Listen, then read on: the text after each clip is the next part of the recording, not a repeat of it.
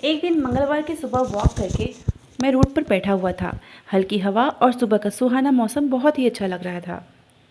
तभी वहाँ एक मर्सिडीज कार आकर रुकी और उसमें से एक वृद्ध उतरे। अमीरी, उसके लिबास और व्यक्तित्व दोनों को बयां कर रहा था। वे एक पॉलीथीन बैग लेकर मुझसे कुछ एक दूर ही एक सीमेंट के चबूतरे पर बैठ गए। पॉलीथीन चबूतरे पर उड़ेल दी, उसमें गुड़ भरा हुआ था। अब उन्होंने आओ आओ करके पास नहीं गाड़ी खड़ी बैठी गायों को बुलाया। सभी गाय पलक झपकते ही उन बुजुर्ग के इर्द गिर्द ठीक ऐसे ही आ गई जैसे कुछ महीने बाद बच्चे अपने बाप को घेर लेते हैं। कुछ को उठाकर खिला रहे थे तो कुछ स्वयं खा रही थी। वो बड़े प्रेम से उनके सिर पर हाथ फेर रहे थे।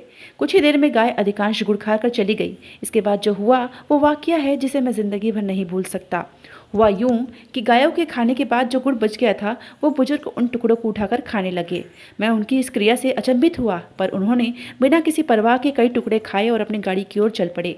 मैं दौड़कर उनके नज़दीक पहुंचा और बोला, अंकल जी क्षमा चाहता हूं, पर अभी जो हुआ उससे मेरा दिमाग घूम गया है। क्या आप मेरी जिज्ञासा को शांत करेंगे कि आप इतने अमीर होकर भी गाय का जूठा गुड़ क्यों खाया? उनके चेहरे पर हल्की सी मुस्कान उभरी।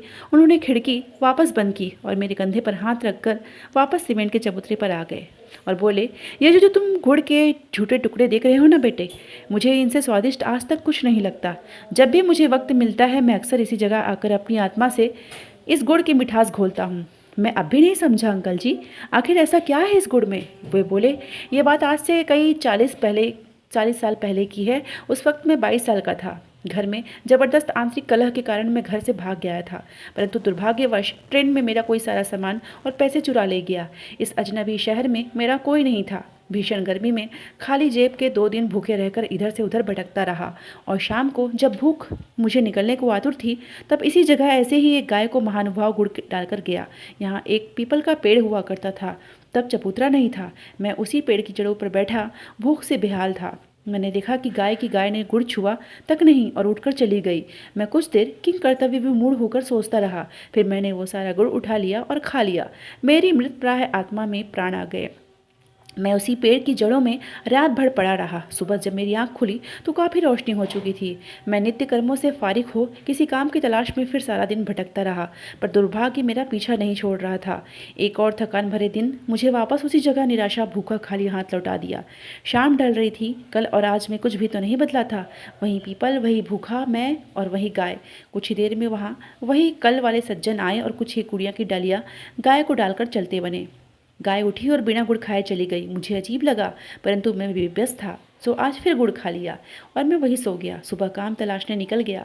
आज शायद दुर्भाग्य की चादर मेरे सर पर नहीं थी, सो एक ढाबे पर भी मुझे जूठे बर्तन धोने का काम मिल गया। कुछ दिन बाद जब मालिक ने मुझे पहली पगार दी तो मैंने 1 किलो गुड़ खरीदा और किसी दिव्य शक्ति के वशीभूत 5 किलोमीटर पैदल चलकर उसी पीपल पेड़ के नीचे आया। नज़र दौड़ाई तो गाय भी दिख गई। मैंने सारा गुड़ उस गाय को डाल दिया। इस बार मैं अपने जीवन में सबसे ज़्यादा चौंका दिया। गाय सारा गुड़ खा गई, जिसका मतलब साफ था कि गाय ने 2 दिन जानबूझकर मेरे लिए गुड़ छोड़ा था। मेरा हृदय भर उठा। उस ममतामयी स्वरूप की ममता देखकर मैं रोता हुआ ढाबे में पहुंचा और बहुत सोचता रहा। एक दिन मुझे एक फर्म में नौकरी मिल गई। दिन ब दिन उन्नति और तरक्की के शिखर पर चढ़ता गया। शादी हुई, बच्चे हुए और आज मैं खुद का फर्म का मालिक हूँ। जीवन की इस लंबी यात्रा में मैंने कभी भी उस गाय माता को नहीं भुलाया। मैं अक्सर यहाँ आता हूँ और गायों को गुड़ डालकर इनका जूठा गुड़ खाता हूँ। मैं लाखों रुपए गौशाला में चंदा देता हूँ, परंतु मेरी मृत तृष्णा यहीं आकर मिटती है बेटे। मैं देख रहा था वे बहुत भावुक हो चले थे।